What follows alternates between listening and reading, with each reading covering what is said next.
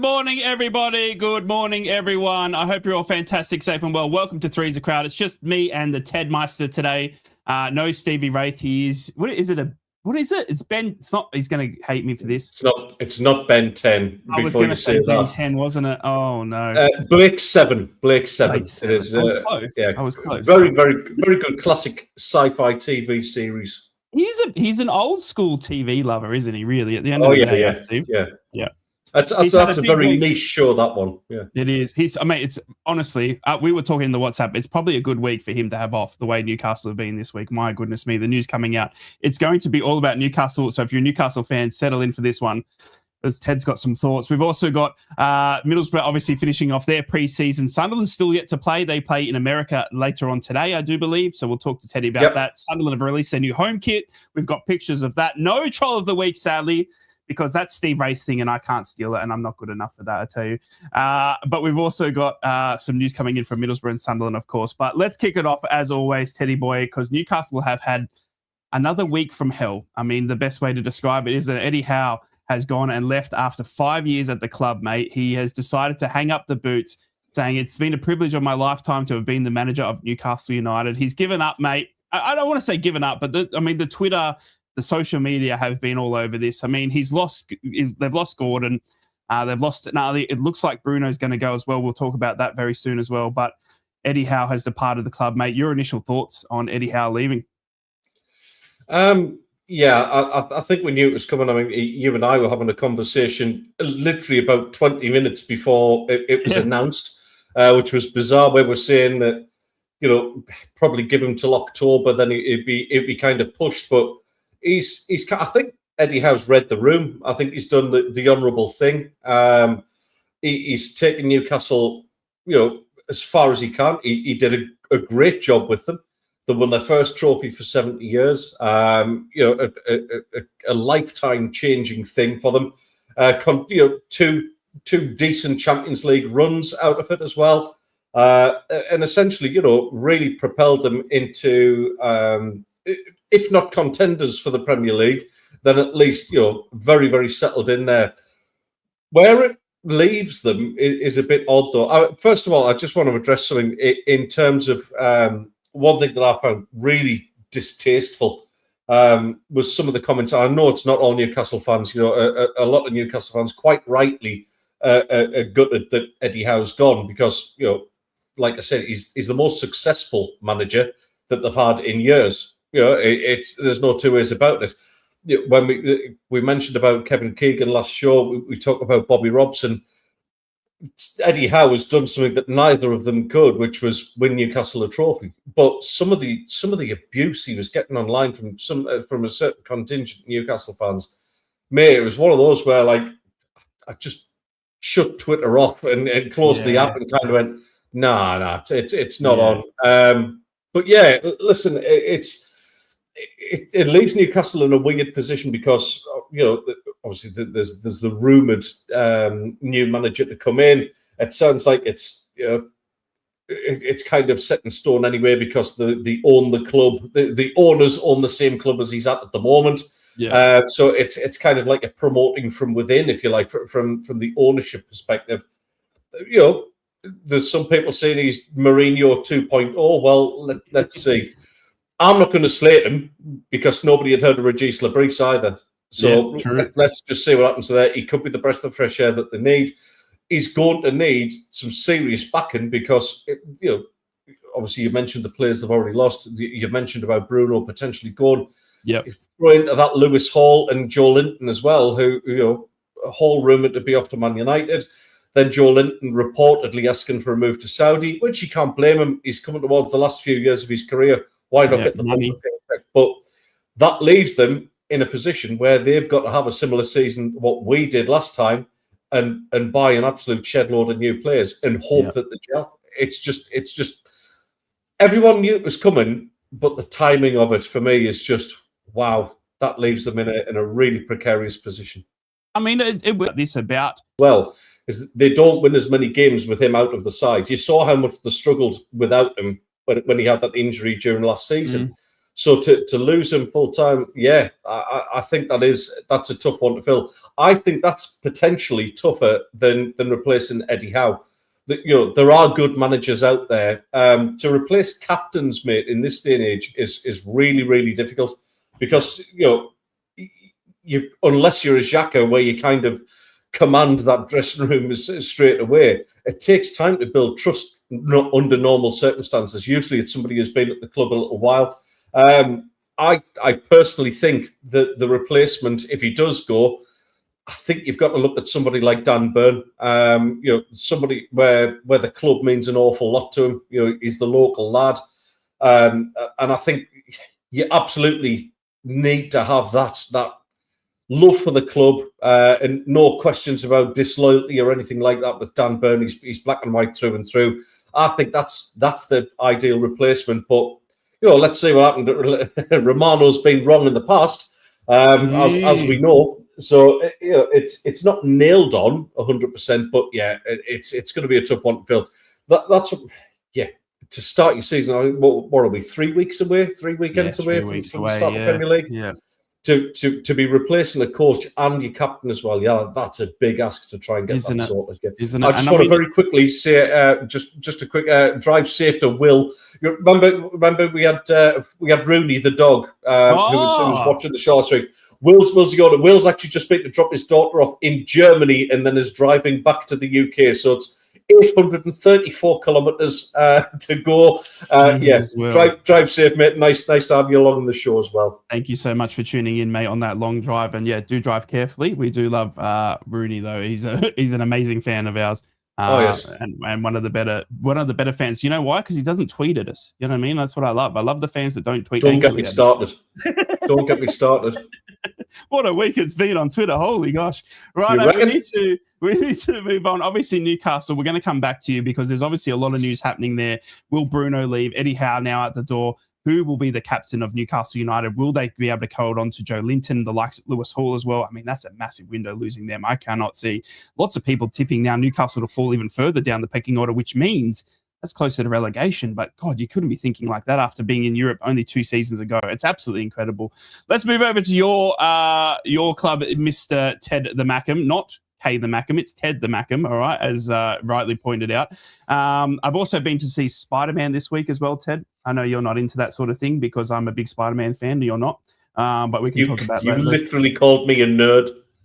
I'll tell you what, I figured out how to do screenshots on here. I was setting that up. I'm like, I'm going to call him a nerd here, and then I'm going to bring it up like I'm the one that saw it.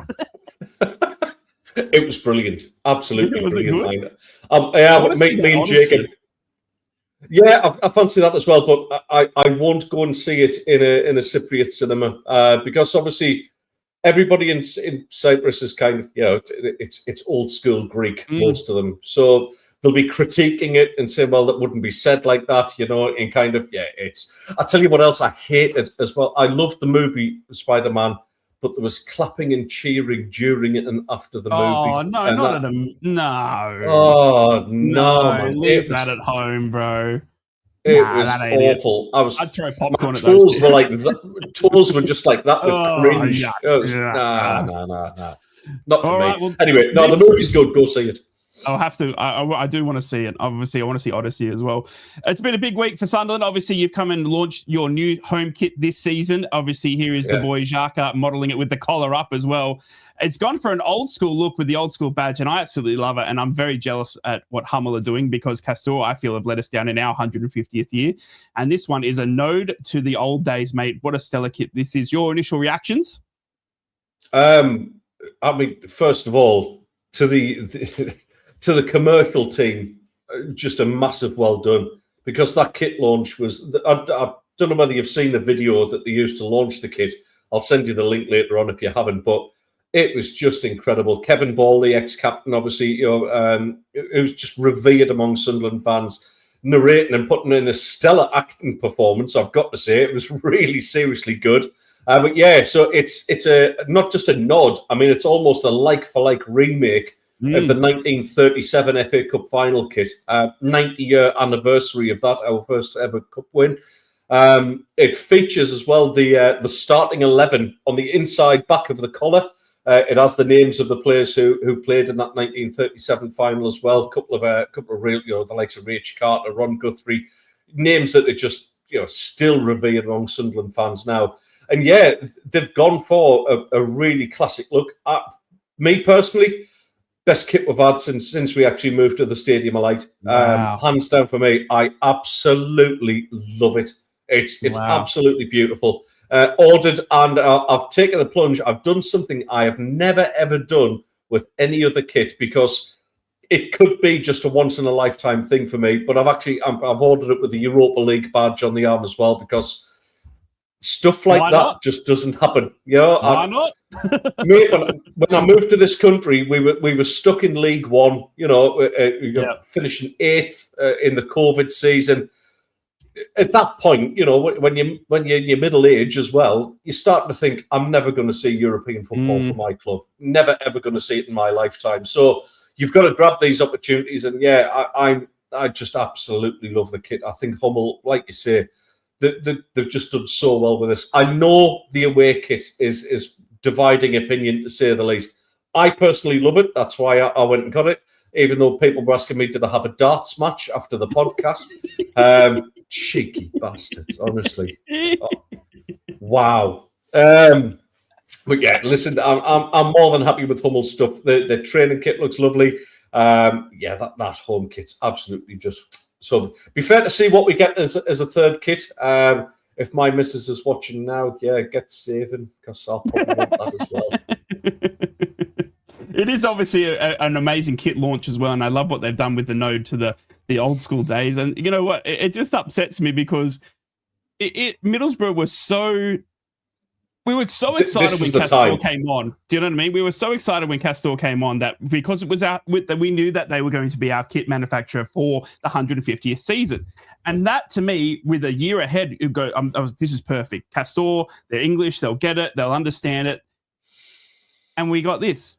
Do you know what I mean? This is what we ended up with for 150 years. Now, don't get me wrong. I don't mind the gold trim and stuff like that, but with the logo and everything like that, there's nothing. It's just plain red.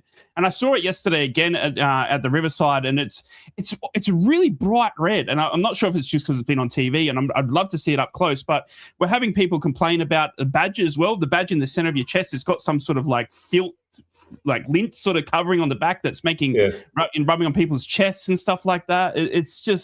It's been a big letdown for me, and I really do feel like we deserved a little bit more, and not only so much for the kit as well, but for the build up. And that's what I loved about Sunderland we had the video, you had the what it means and the node to the ode to all the old schools, and we had nothing of that. Middlesbrough literally said, "Here's your 4 kits." That's it, and that was it. We didn't have any videos, we didn't have any build up, nothing on the transporter bridge. All of what. The blood, sweat, and tears that went into Middlesbrough for the 150 years, I just felt really let down by ours. They fumbled a great opportunity because, I mean, if they'd done something, I'm not just saying it because I love our shirt and because it's Sunderland, but if they'd created something like that for Middlesbrough, that's something that people would have bought and happily bought for years to come. The sort of the residual value in being able to create something classic would have been tremendous. But that, for me, mate, do you know what? It stinks back to the days when we had Nike making our kits. Yeah. That just looks like any old training top that's had a badge clagged on the front. Yeah. The frustrating thing is really disappointing. It's one of the is what do they call it? Where it's a template. Do you know what I mean? Like multiple other clubs from Castore, that's the word I was looking for. Have got the exact same kit in just different colours as well. It's not even a unique kit to Middlesbrough for the 150th year. It's literally a template that they use on multiple other clubs, and they've just given us the colours that we wanted. It's incredible, and I think I don't speak for everyone. It's just my opinion. That's what this is, a game of opinions. But I just feel like we've been let down a lot, especially in our 150th year, because we don't know. I sure as hell don't think I'll be around for the 200th year celebration in 50 years' time. So I was really expecting a lot more and hoping for a lot more, and I feel like I've been let down. On to obviously Middlesbrough wrapping up their pre-season yesterday. Obviously, we kick off a little bit early. We kick off this Friday against Wrexham in the Carabao Cup. We played out a 3-3 draw yesterday with RCD Espanyol Barcelona. Oh, do you like my Spanish there? My goodness me. Middlesbrough obviously Nope. coming away with a 3-3 draw in what was their last outing for this preseason. We saw the likes of Berhalter and Lancashire making their debuts.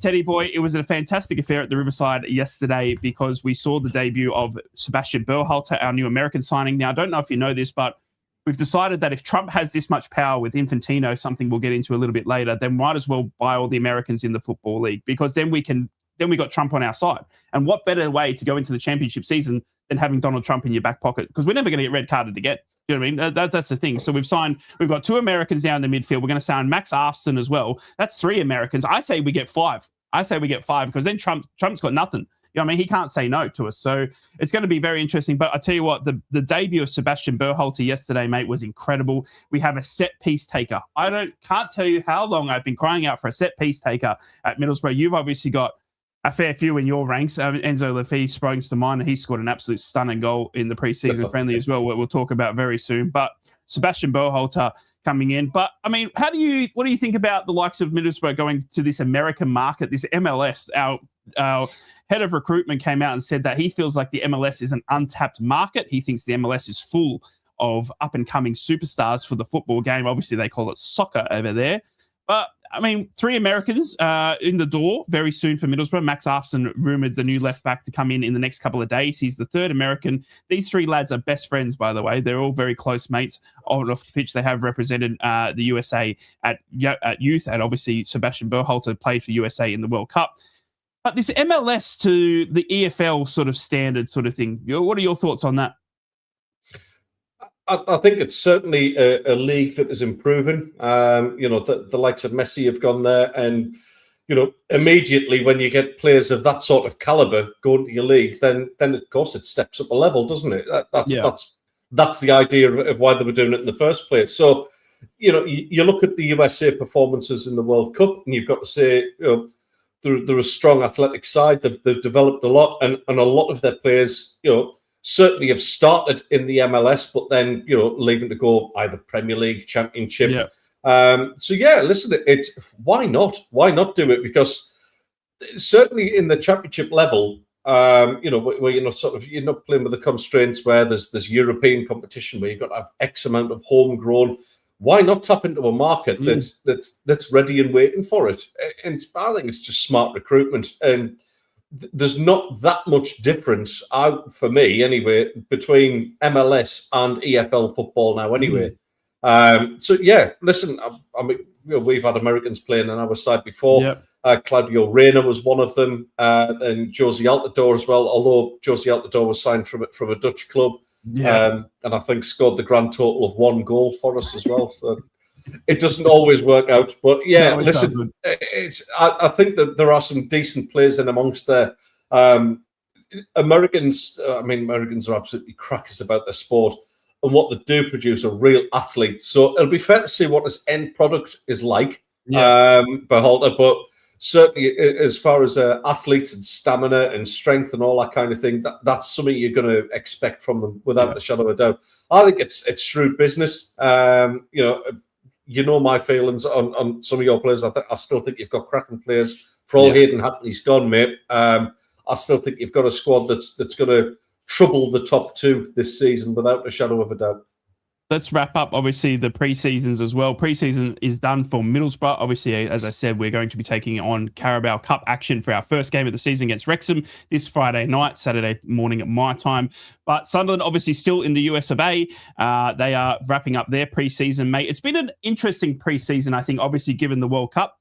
Obviously, at your level as well with the Premier League, the amount of players that you had away for the World Cup, they're slowly being reintroduced now. Obviously, you had a lot of players that didn't travel or got the extra rest as well.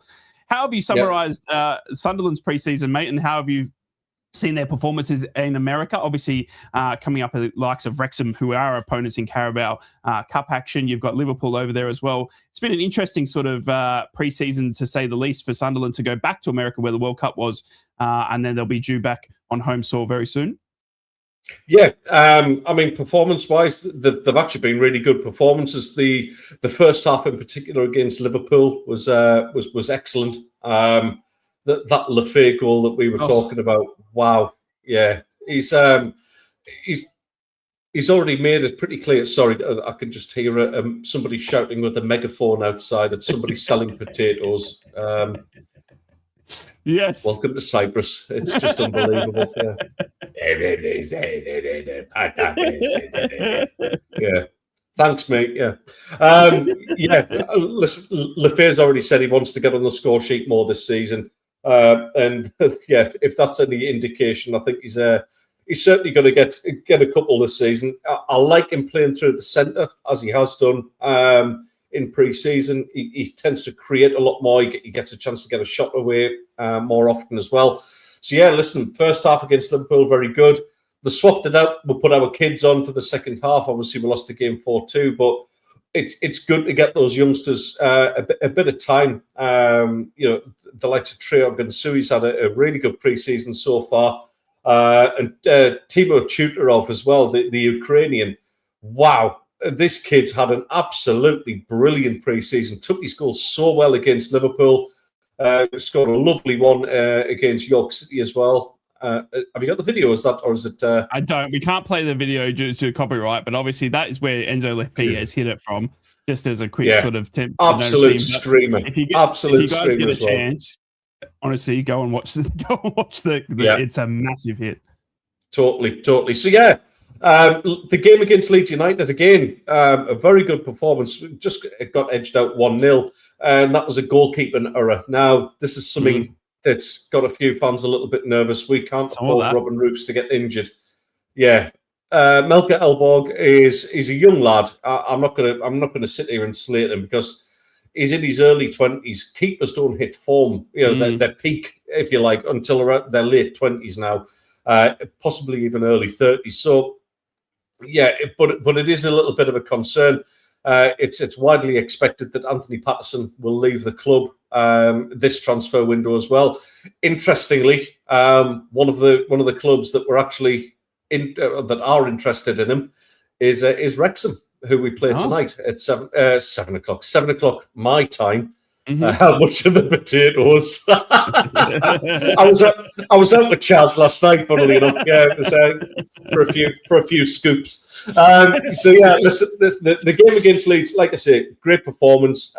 Just getting edged out. That goalkeeping side of things, it's a little bit of a concern. I think it will be addressed. To be honest, I would have probably liked to see Matty Young being given a spot as stand-in keeper for Robin Roofs, but it wasn't meant to be this season. So yeah, listen, apart from that, it's been all good. Wrexham tonight will be a challenge, mate, because they've beaten Man United, they've beaten Leeds already. So, they're proven no mugs. I still can't believe that Phil Parkinson is getting a tune out of them, because honestly, he was the human equivalent of beige when he was at Sunderland. He was just pants. Absolute bloody dinosaur. So it amazes me he's still in the job there. But credit to him, he's doing well, And yeah, the rumours are that they're keeping an eye on Anthony Patterson. It looks like Arthur Nkunku is on his way out the door as well after he dropped a few clangers. And they also are apparently rumoured to be interested in your former loanee as well, Alan Brown. Saw that. Something in the region of 11 million for the two players, which would be great for us. That's 11 million clear profit for us as well, because we've got Brown on a free, and obviously Pato came through the ranks in the academy as well. That is absolute BS. BS. It's reluctant Nico. Come on, it's from the Sun newspaper. Honestly, if he told me the date, I would still check it because I wouldn't believe him. I mean, I can't see Sunderland agreeing to leave only Brian Brobbery as the lone striker at Sunderland. I mean, Isidore had a fantastic World Cup. He had a fantastic season, I thought, coming off the bench.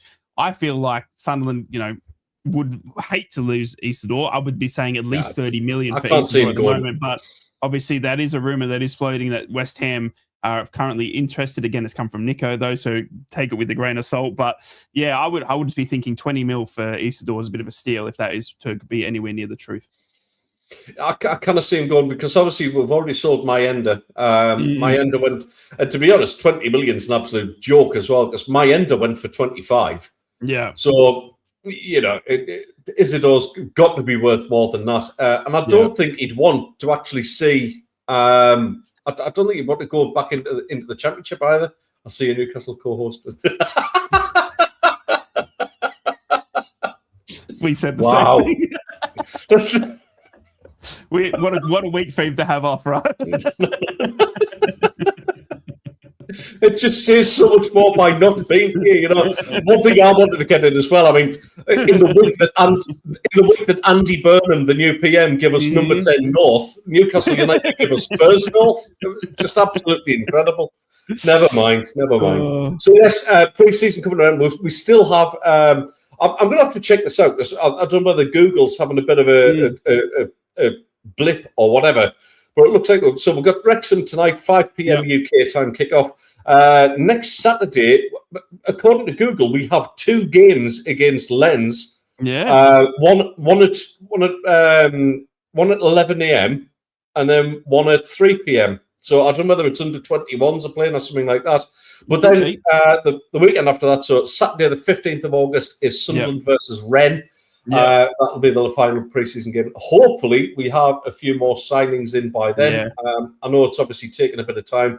They're going for quality over quantity, which you've got to understand that. How many are you hoping for, number-wise? If you were to put a number on it, we're sitting here in a few weeks' time at the end of August. How many signings are you hoping that Sunderland bring in number-wise?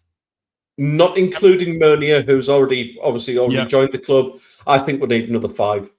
Another 5 players, going into the Europa League as well. Yeah. Which I mean, I think the deal will go through for this left back from Toulouse now as well. Like that's almost done. He's apparently Newcastle backed out of that one when they realised there was a bigger club coming in for him. Just get him while he's not here. Nothing to defend Steve. No, I'm sorry. I'm such a dickhead. We're going to wrap back around, obviously, to Newcastle and the news there of Eddie Howe leaving. Bruno coming out this morning. Well, sorry, not Bruno himself, but Fabrizio coming out this morning saying that the Bruno deal is on. But I want to bring you up, bring everyone. I want to get Ted's thoughts on this because this one was something that just has not sat well with me. Is Infantino and his running of FIFA at the moment, mate. He's had another shocking week, obviously coming off the back of that World Cup where the red card rescinded with Donald Trump getting involved, and that was an absolute farce. And unfortunately, put a black mark, I felt, on what was a fantastic World Cup. Oh yeah, it really ruined it. And then obviously this week coming out and wanting to sell stakes in the World Cup to private investors has increased backlash. We saw the UEFA coming out saying that all clubs or all countries that were participating in the World Cup would not stand for it, would not be part of any World Cup going forward if it was to be sold to private investors. But Teddy boy, what an absolute shocking month or so it's been for Infantino in the running of FIFA, mate. Well, he's got to go. Look at him. He looks like a Jerry Anderson evil puppet. So bad, mate. It looks like a villain from Thunderbirds, doesn't he? Anyway, I mean, him and the people who have dreamt this idea to start and sell up parts of the World Cup, they need to be gone. They need to be completely bulleted from football because that's a warning shot of what they are prepared to do with the game. I just don't know how much more of football is sellable. Somebody mentioned before about joking on about the American tour and playing 4 quarters. Monetizing those hydration breaks. They're not hydration breaks. They're commercial breaks.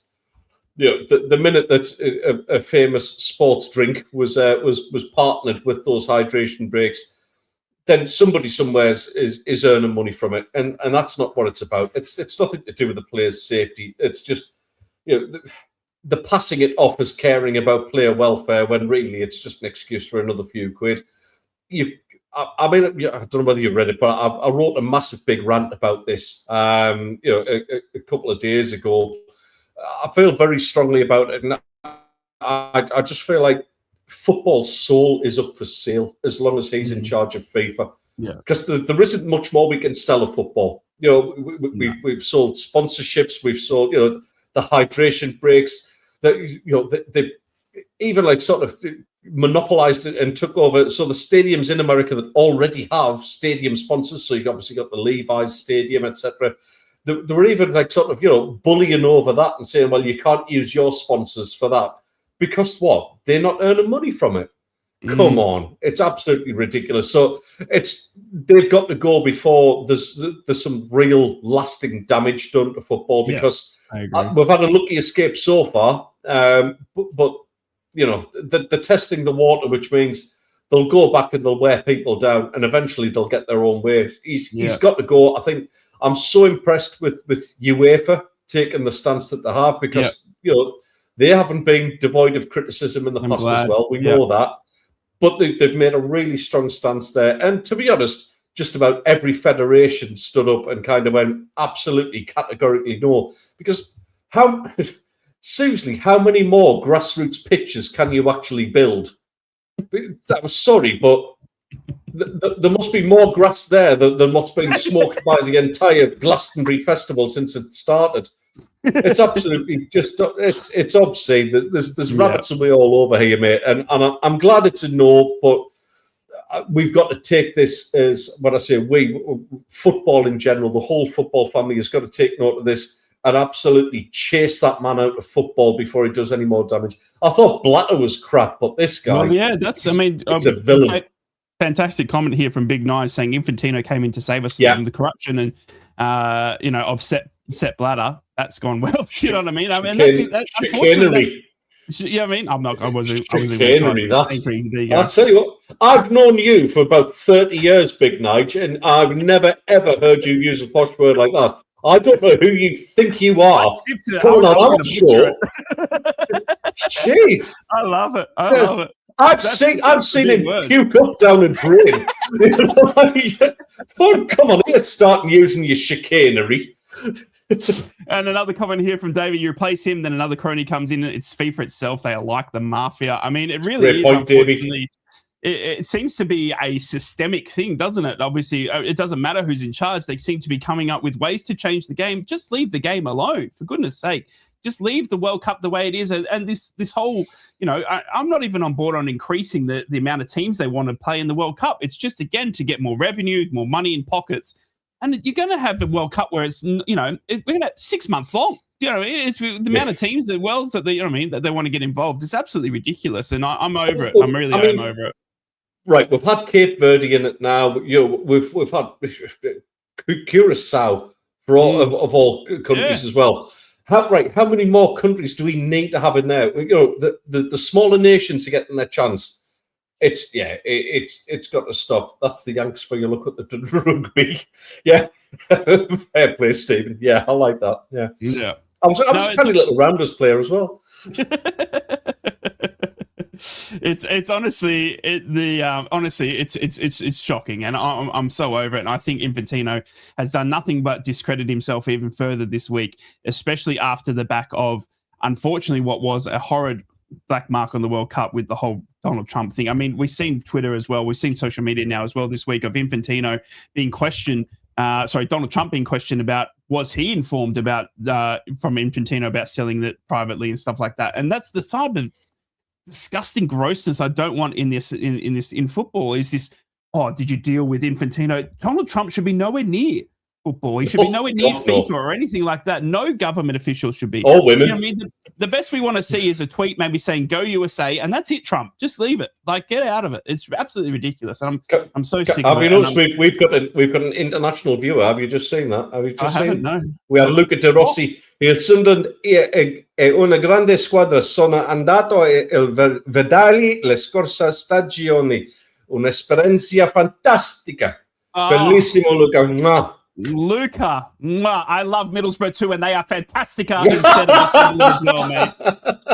That's what he said there. He said Sunderland boo, Middlesbrough up. Well done, Luca. No, he hasn't. No, he hasn't. Mate, you can't even say pizza. Yes. Don't get me started on Liam Rosenwa, mate. I tell you, we'll start dropping all types of languages out here. Let's just circle back to the top news. Obviously, we haven't got a Steve Wraith with us this week. He is obviously away, and a good weekend to be away, because it's been an absolutely horrid week to be a Newcastle fan. I do feel for Newcastle fans, because to be losing the likes of Bruno, who was already bad enough, but then Eddie Howe has said, it's done, I am out after 5 years. He's decided to hang up and walk out of the club with 3 weeks to go to the season. I cannot believe that. The biggest thing for me here, Teddy boy, was the timing. I mean, if my coach after 5 years decided to do it at the end of last season, I give it, because that gives us time as a club to then go on and find someone, to go and build, go, righto, we've got to get this in. We've got the World Cup at bay. We've got a bit of time here to see how that plays out, and we'll get someone in. But it hasn't happened. Eddie's decided to walk. They decided to stick by him. And then, unfortunately, Eddie's kind of let them down in a way, if that makes any sense, because Newcastle said, with all the, we saw it if you go back into previous pods, mate, Steve was adamant that Eddie should probably walk towards the end of last season. That's it. They're done. 5 years. It's over. Let's get a new coach in. And I think everyone would have been unanimously supportive of if that had have happened. But Newcastle didn't. They stuck to their ground. They stuck to their guns and said, we're done. We're going to stick to Eddie. He's the man. He's going to take us in for our 6th year. It is 3 weeks to go. He walks. I mean, I would be absolutely devastated as a Newcastle fan to see that after my club saying that, no, we're going to back him again, even though you unanimously as a fan base want to change, we are sticking by him, but yet he's decided to walk. I mean, have Newcastle fans been let down by Eddie Howe here? I think that would be harsh on Eddie Howe. That by to all intents and purposes, he was ready to go at the end of last season. I think it was after the Bournemouth game. Somebody said, great point. They decided to stay. They got a replacement. He was convinced to stay on, by all accounts.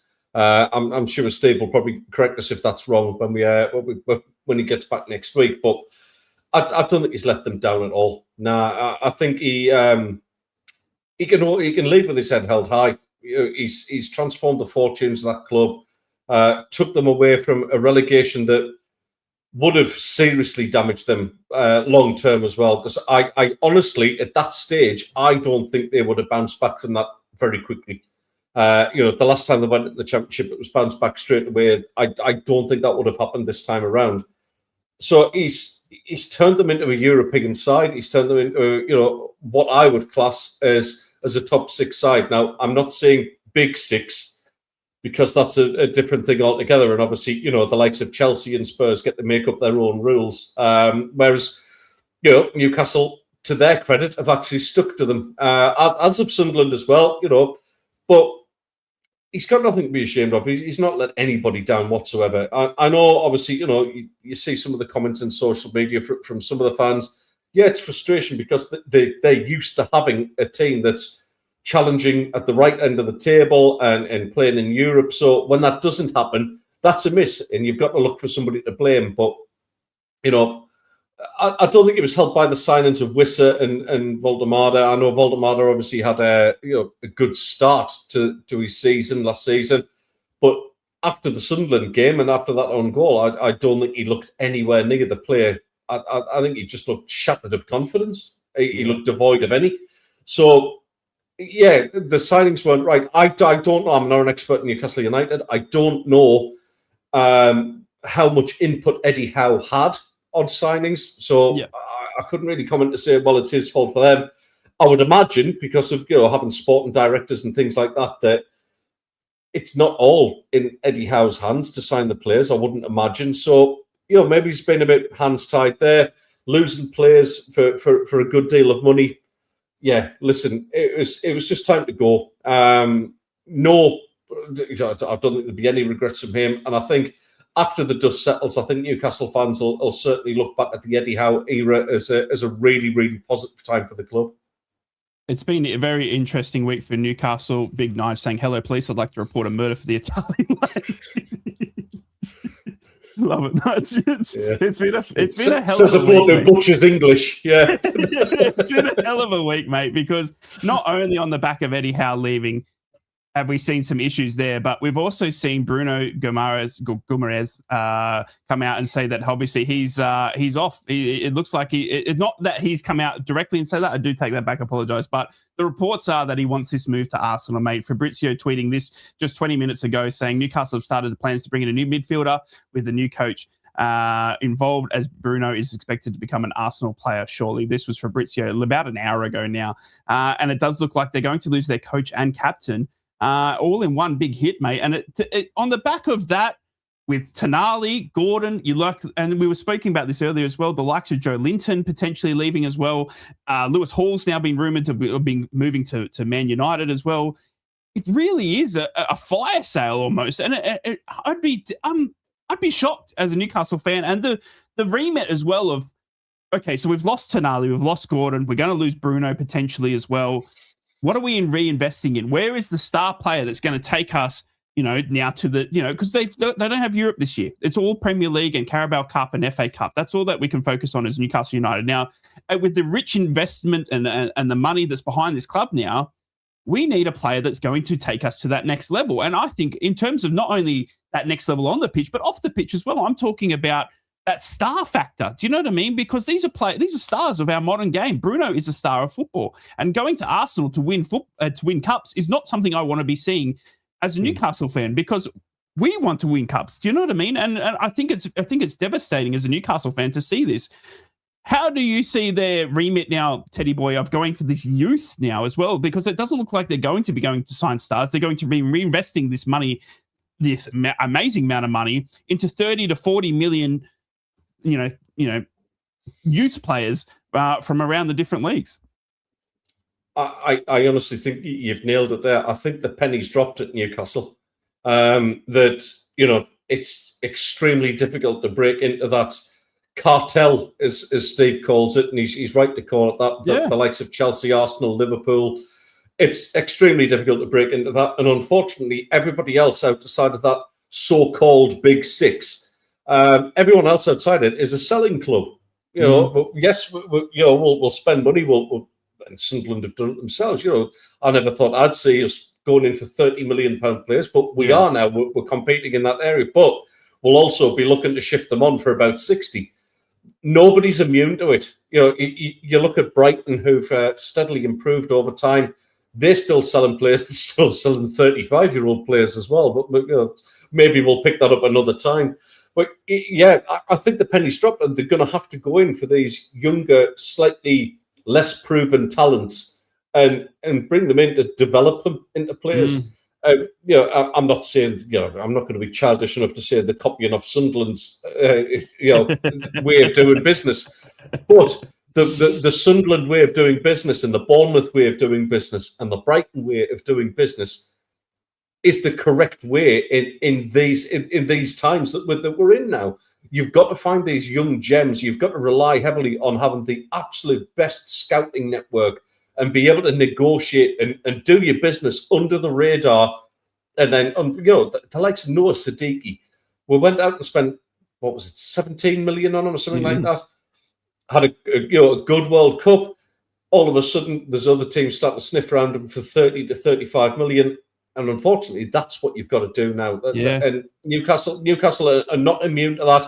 And I think you'll see, honestly, it might be the best thing that ever happens to them. You never know. Because they're going to have to hit a hard reset. Yeah. Yeah, you're absolutely right. And you hit the nail on the head. I mean, looking at Middlesbrough as well, for, a couple of weeks ago, mate, we were devastated. We lost Dale Fry, one of our own homegrown, lost Hayden Hackney as well. In the space of 2 days, we lost two homegrown stars to different clubs, one in Birmingham and obviously Hackney going to Everton. We were devastated, but we've managed to turn that money into Will Lancashire, the likes of Sebastian Berhalter as well. Now, they're not so much youth. Will Lancashire is obviously youth, but we've reinvested, we feel like, wisely into more competitive players that can push us forward. And I think that's what I'm failing to see here on a Newcastle level. Now, I'm an outsider looking in. You might feel differently. David here is obviously saying that he's got the excitement and the hunger back this, for next season already, and I'm glad to see that. But I don't feel like they've been able to replace the likes of Tonali and Gordon going, especially at the moment, with players that are going to get me off my seat. Maybe I'm wrong. Maybe there's players in there, these youth players that are going to do that. But I feel like they're missing that star factor, and everyone's spending big money, seeing Elliot Anderson, Morgan, Rogers going and stuff like this. And I just feel like it's and I don't feel like it's a coach that inspires, because it's unknown again. And at that level, I really did think Newcastle were going to be going for a bigger name. But time will tell, and we'll get Steve's thoughts on it when he returns next week as well, because he's the man to break it down from us. Where, obviously supporters of other clubs looking on the outside in, it's easy to point the fingers, but honestly, it's been what we feel has been a pretty tough week for Newcastle fans, given the back as well as of the really sad loss of Kevin Keegan as well, mate. Not to tie that in with football or anything like that, but it's just been such a horrid couple of weeks. Do you know what I mean? And it's just Yeah, it's just been sad. I just want to get your thoughts, Teddy Boy, as well. We saw the fines come out this week from Chelsea. Chelsea obviously were taken down here with some breaches. They were reported for 74 breaches. This Toffee Tower has summed it up perfectly for me.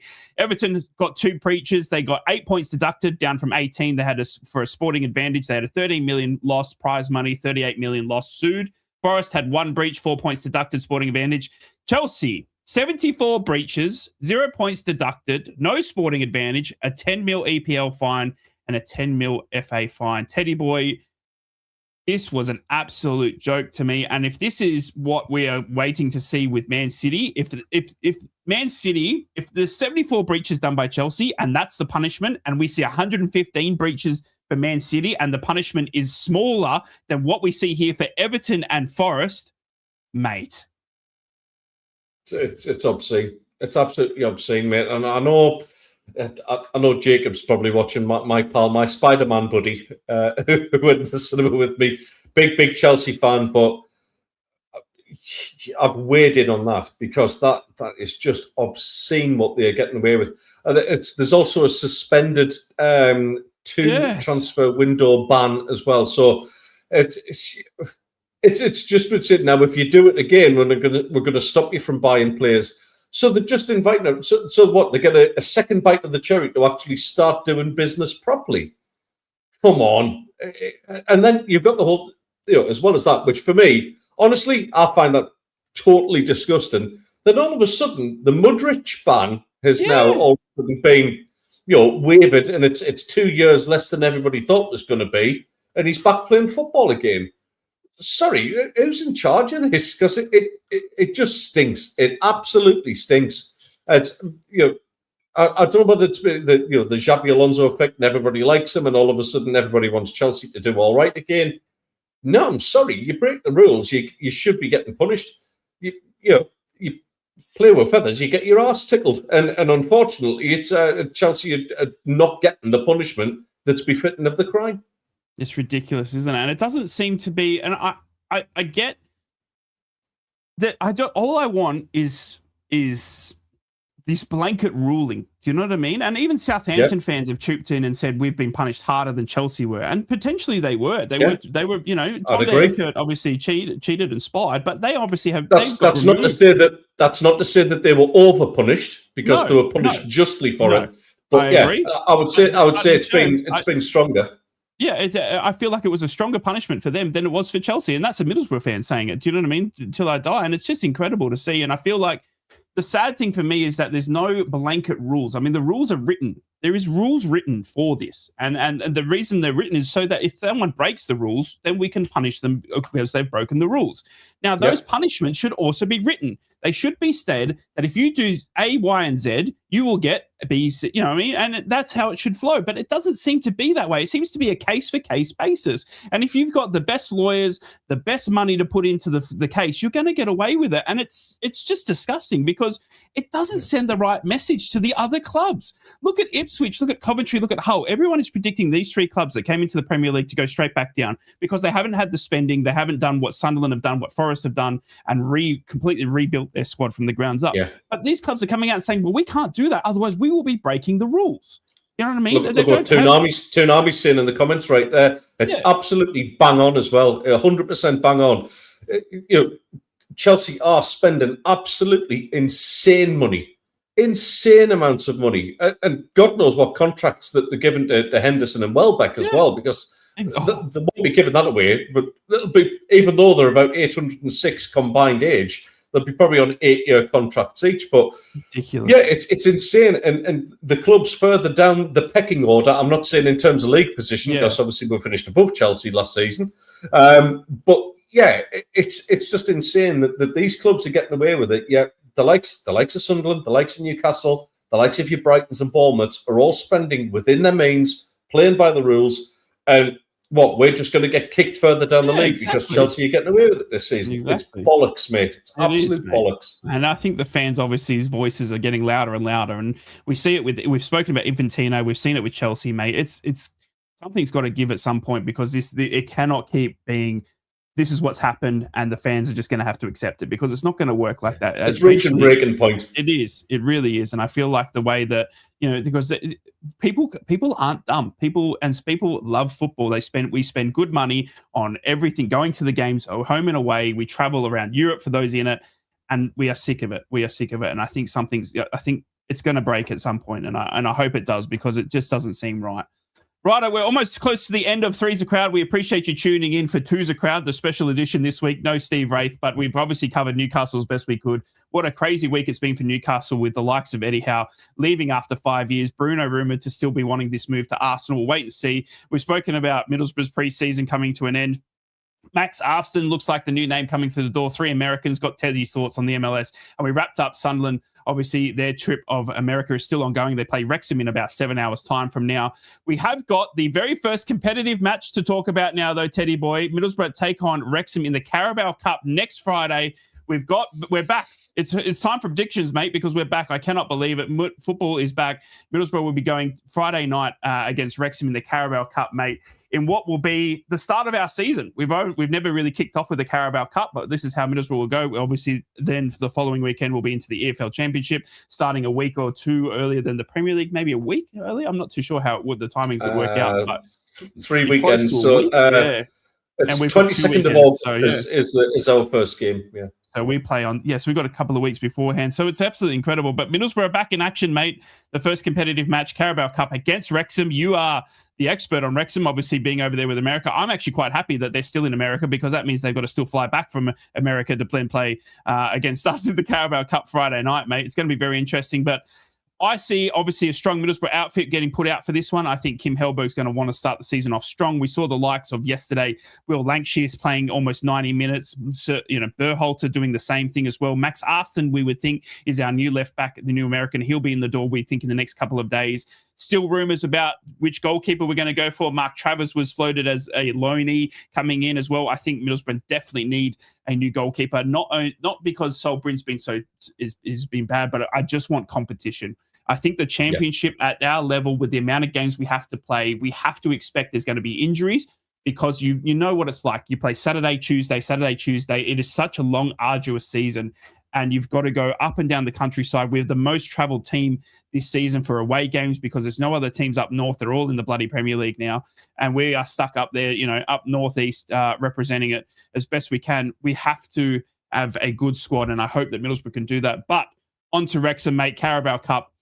I will give you the prediction first. I'm going to go for a 1-0 win to Middlesbrough. I'm not too I'm not sure on it all yet. I'm still working out what our squad's going to look like, and I think if we get a few signings in the door, that might surprise me. But I still think Middlesbrough can get the chocolates over Wrexham. Yeah, listen, I was so impressed with the signing of Lancashire. We saw him in the FA Cup against Sunderland earlier on the season. Our big night just gone for Middlesbrough 2-1 against Deadpool FC. Yeah, fair enough. That's my night. That's why I love him. Yeah, Lancashire is a great signing, mate. Luke O'Nien spoke so highly of him after that FA Cup game, saying like, what a great talent, physical, getting in his face, a little bit of the old school centre forward play about him. I'm excited for you, mate. I honestly think he's going to do really well. I'm going to go for... I think you're going to get a slightly more entertaining game. I'm going to go 3-2 Middlesbrough on this one. I think I can see the defence has been a little bit open after, they're still in pre-season mode a little bit. So, yeah, I think you'll see a nice open game. Middlesbrough coming off the back of a 3-2 win. Well, we will be back next weekend to go over what has happened in the result for Middlesbrough, and we'll be obviously talking with Stevie Wraith as he returns to the show. We will look at Sunderland's obviously pre-season as they return to home soil to wrap up their pre-season. Newcastle are in for a big couple of weeks as well, Teddy boy. We're going to be getting all the news right here on Three's a Crowd because they've got a new coach. They're going to have to get some replacements in. We expect Bruno to go now if the reports are to be believed. It's going to be interesting. If you're a Middlesbrough fan, let me know down in the comments what you think the Wrexham score is going to be. Our season is on the verge of starting, and Middlesbrough will be getting underway on Friday night against Wrexham in the Carabao Cup and then into the championship game against Lincoln. It's going to be all systems go once again. We've gotten through the World Cup. I cannot believe it, Teddy boy. This has flown by. I think because of Just the World Cup, mate. We just haven't had a break this season, I think, and it's just been from one game to the next. But I'm all for it, mate. Middlesbrough are ready and set to go again. We're in our third series of this show now. That's absolutely crazy. Gosh, mate. Yeah, that's so absolutely old. crackers. We're so old. Have I known you for 3? I've put up with you for 3 years. More than 3 years, because we did that we tin did pot the other radio one as well, station for a bit as well. Yeah. I do appreciate. I think that's still going, but I think you can only get it if you've got an iPad. I would appreciate each and every one of you coming in. Luca coming in as well. I do appreciate you, mate. Even though obviously you clearly don't speak English, mate, you've been a fan coming in with the comments. I do appreciate it. Thank you guys so much for everyone tuning in today, including Newcastle fans putting up with a Middlesbrough and Sunderland fan dissecting their club. Steve will be back next week. Teddy boy, it's a pleasure as always, mate. I love you. Thank you for joining me. No, you're very, very welcome, mate. Always lovely to spend time with you. Oh, I love you, mate. Guys, take care of one another. Be kind to one another. We'll be back next week with Three's a Crowd. We'll have Steve Wraith back. If you are going to the game on Friday night as a Middlesbrough fan, please travel safe and enjoy it. We will be live back this time next weekend for more Three's a Crowd.